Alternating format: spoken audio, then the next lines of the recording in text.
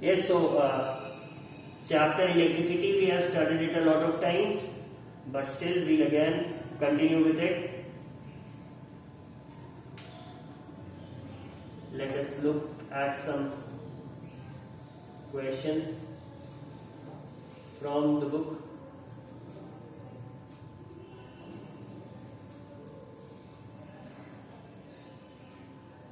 I guess the PDF has been removed, so let me first look for it.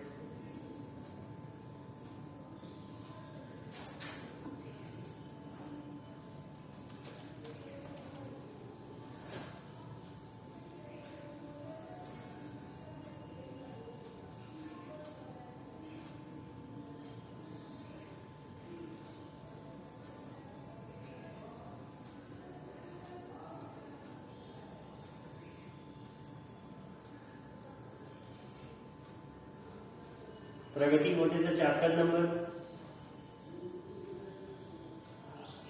Sir, chapter 12. Sir, 12.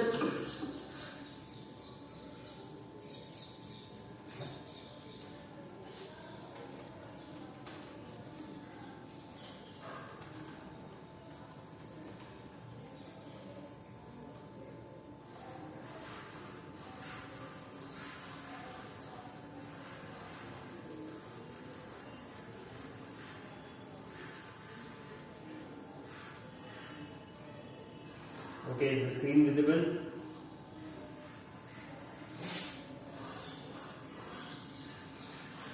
Yes, sir, visible. ठीक है. So Yes, sir, visible. Electricity chapter, electricity, electric current and circuit. This we had discussed before our vacations. So I hope you all remember it. Let me ask a few questions. So define current for this. Arpit.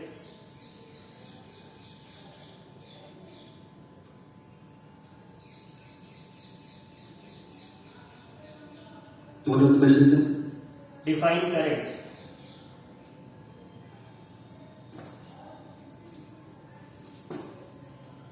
Current is the flow of electrons in a potential charge under a closed circuit.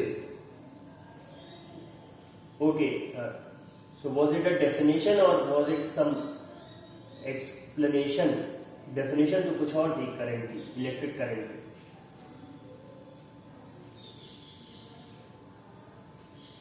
This time is going to be theoretical, so you have to remember the definitions at least and the formulas.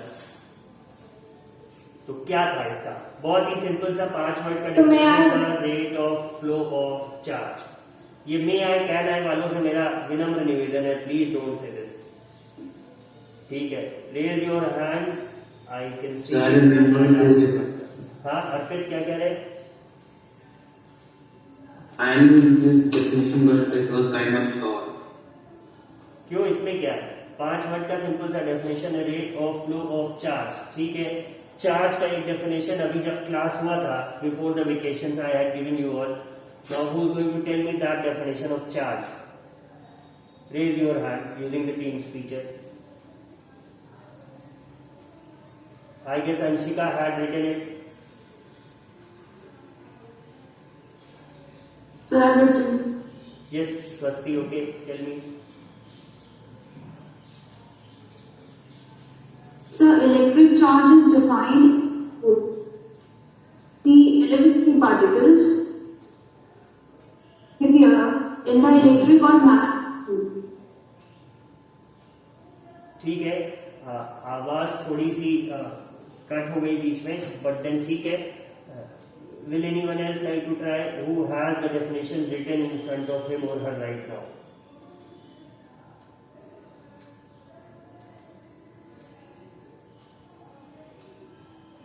Yes, sir, I have. Okay, Pragati, start reading it.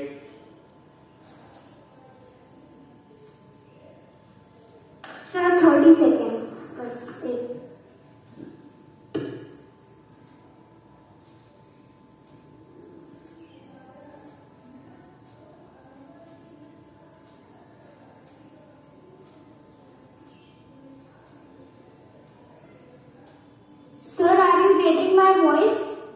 Start reading, Pragati. Yes, sir. Sir, electric charge is defined carried by some elementary particles. Particles are affected by an electric or magnetic field. Magnetic field. Okay, thank you, Pragati. Now you can mute it. Anyone else?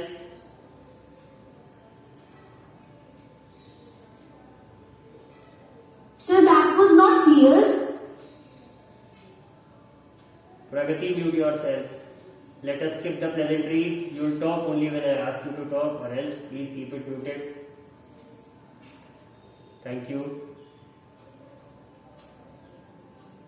In the boys, Anup Kumar, Ankush.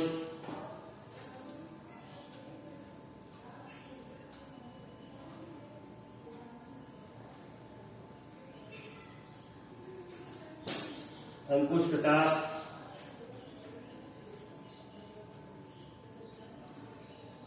Digvijay Singh,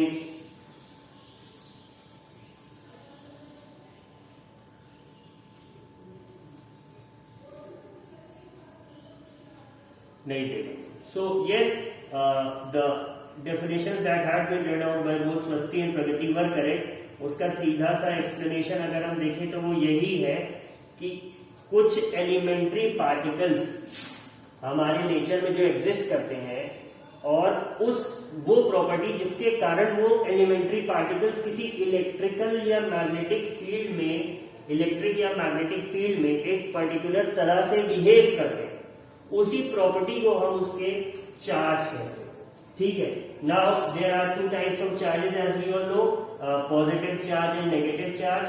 तो current की definition सबसे पहले मैंने पूछी थी, तो उसका था rate of flow of charge. तो बात आई कि चार्ज क्या है, तो हमने ये भी देख लिया कि चार्ज क्या है.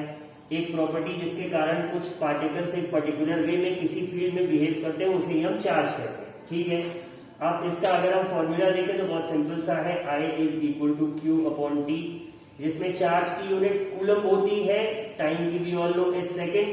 तो कूलम पर सेकेंड यूनिट हो जाती है किसकी, करंट की, जिसे कि कंबाइंड तौर पे हमने पुकारा क्या, एम्पियर,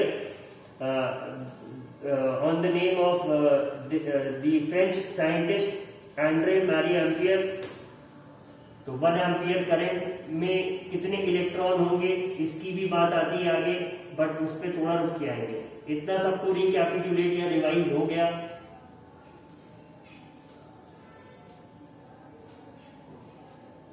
ठीक है. तो अब आगे बढ़ते हैं, देखते हैं क्या है next. Electric potential and potential difference. तो इलेक्ट्रिक पोटेंशियल और पोटेंशियल डिफरेंस के बारे में भी जब हम लोगों ने ये चैप्टर पढ़ा था तो काफी अच्छा डिस्कशन हुआ था. अभी के लिए जो उसकी डेफिनेशन थी वो कौन बताएगा, raise your hand. Potential difference the definition.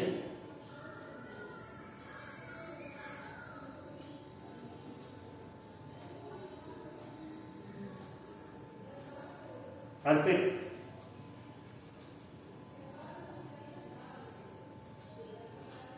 The work done to move a coulomb of charge from higher potential to lower potential is the potential difference. ठीक है. Anoop Kumar.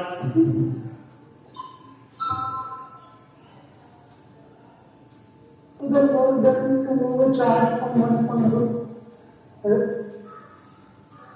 Work done to move a charge from one point to another. आगे. is called potential. अच्छा, ठीक है. इन 5 के अलावा जिन्होंने hand raise कर रखा है, कुछ एक पॉइंट छूट रहा है. प्रिया Tiwari.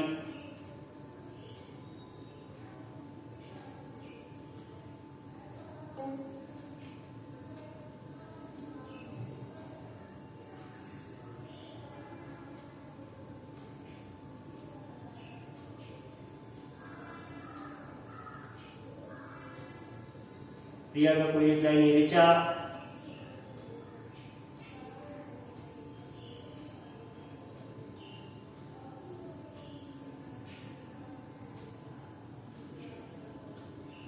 Richa.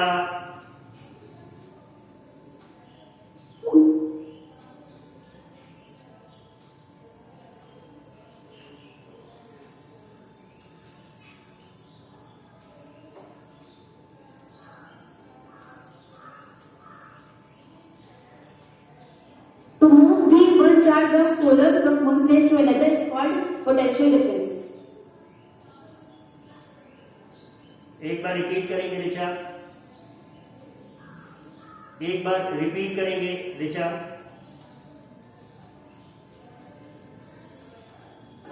When one joule of work is done to remove the coulomb of charge from one to another is called potential difference. ठीक है, स्नेहा पांडे।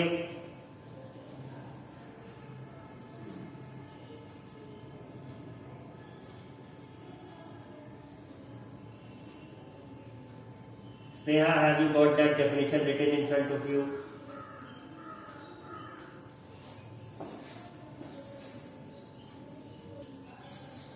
सॉरी, इसका एक पॉइंट मिस हो रहा है, वो है इसका formula which is again quite important. V is equal to W upon Q.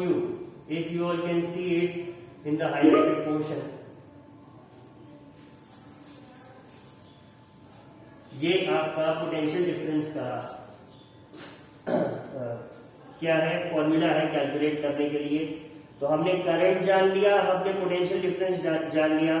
अब इसके बाद जो नेक्स्ट पॉइंट आता है वो आपका अगेन देखो the same thing that I had explained earlier, जो कि आप लोगों ने बहुत बार पढ़ रखी है।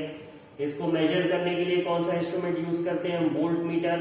फिर एक सिंपल सा प्रॉब्लम इन्होंने दे रखा है एग्जाम्पल के लिए। Then you have these in text questions, circuit diagram, circuit symbols पढ़ रखे हैं आपने। जो नेक्स्ट सबसे इंपॉर्टेंट पॉइंट आ जाता है वो आ जाता है Ohm's law. Ohm's law states the relation between voltage that is your potential difference and current. ठीक है, तो इसका क्या कहना है, the current flowing in a conductor is directly proportional to the potential difference across its ends. ठीक है, जितना ज्यादा पोटेंशियल डिफरेंस होगा उतना ही ज्यादा करंट होगा। ठीक है, तो इन्होंने क्या कहा कि V is directly proportional to I। तो प्रोपोर्शनैलिटी का साइन हटाने के लिए हम एक K नाम का कांस्टेंट आमतौर पे लगा देते हैं। तो V is equal to KI। इसी K को नाम दे दिया गया रेजिस्टेंस। ये K क्या है, वो फैक्टर जिससे कि प्रोपोर्शनैलिटी में थोड़ा सा वेरिएशन आता है। जब भी करंट बढ़ेगा पोटेंशियल डिफरेंस बढ़ेगा, बट एकदम एग्जैक्ट न्यूमेरिकली नहीं बढ़ेगा। एक फैक्टर उसे गवर्न करेगा, उसी फैक्टर को क्या कहा गया, रेजिस्टेंस। और रेजिस्टेंस क्या है, अब हमें करंट का पता है क्या है, फ्लो ऑफ इलेक्ट्रॉन्स। ठीक है, rate of flow of charge. Electrons या चार्ज एक ही चीज हो जाती है।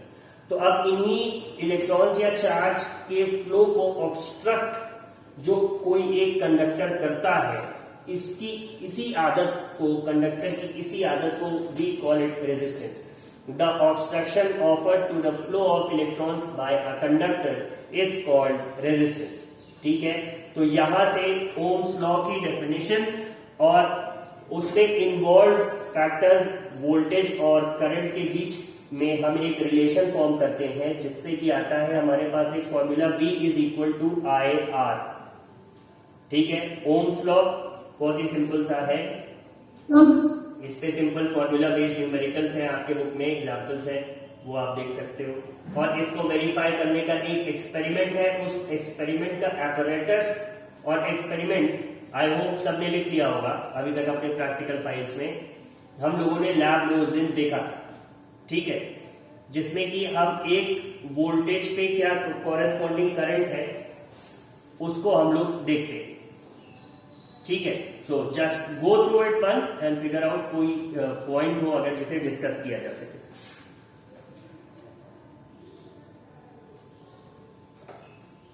So the screen showing us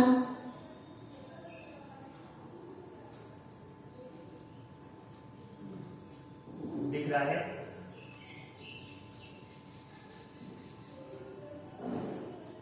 Is it visible now? yes sir, now it's visible. Okay.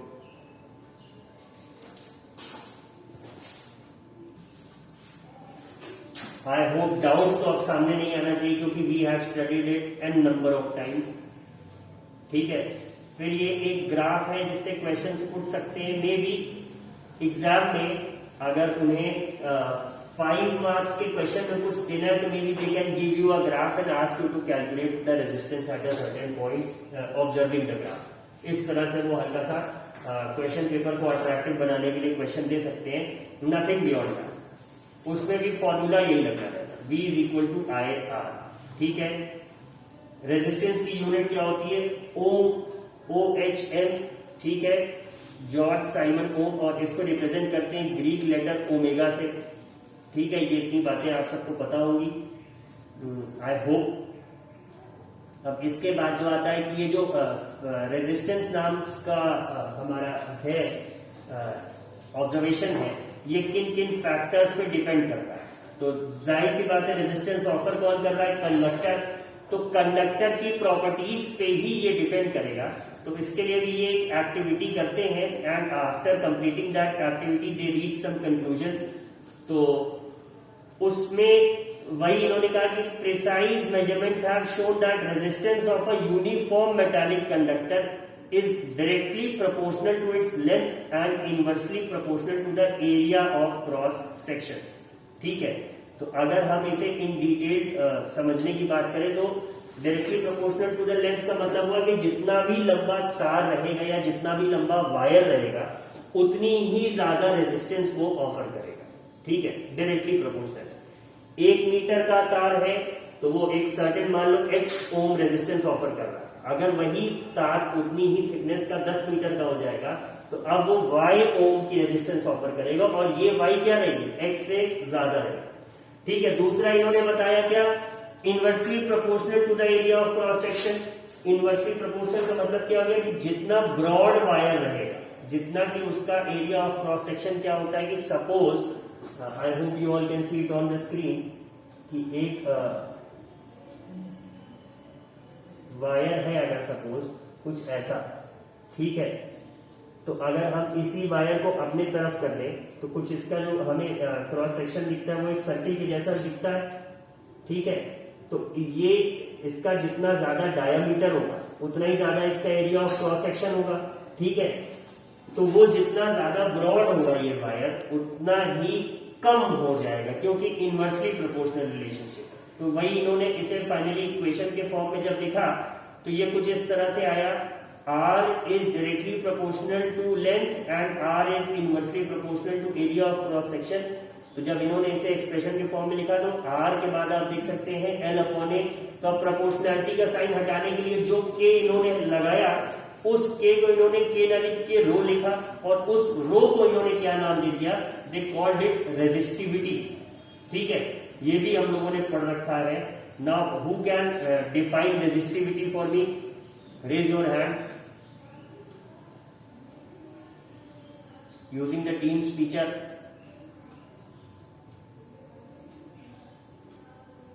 Read the definition for me. In fact, Pragati.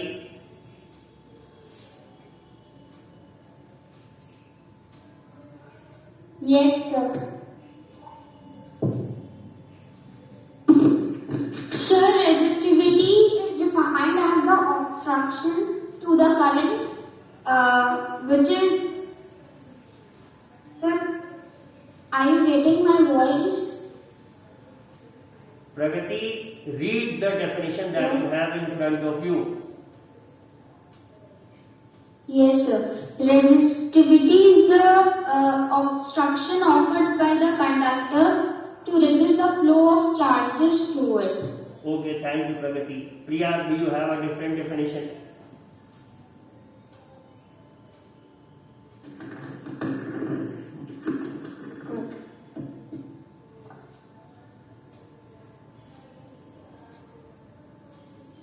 It is defined as the resistance of a conductor of unit length and the unit of cross section. Its area is ohm meter, and it is not dependent upon the thickness, but it is dependent upon the nature of substance and temperature. ठीक है, Swasti, do you have a different definition? Yes, sir. Yes, please tell us. So resistivity is a characteristic property, and it is numerically resistant opposite faces of a 1 meter cube of a substance. ठीक है, कुछ हद तक ये definition acceptable है. बाकी सबने मोर और लेस जो पढ़ा वो रेजिस्टेंस की डेफिनेशन थी. तो रेजिस्टेंस तो yes Kashish, you want to say something? Yes, sir. May I tell the definition once? Yes please.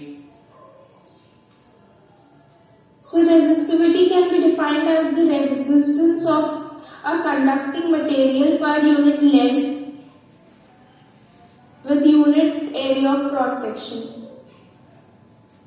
अच्छा ठीक है.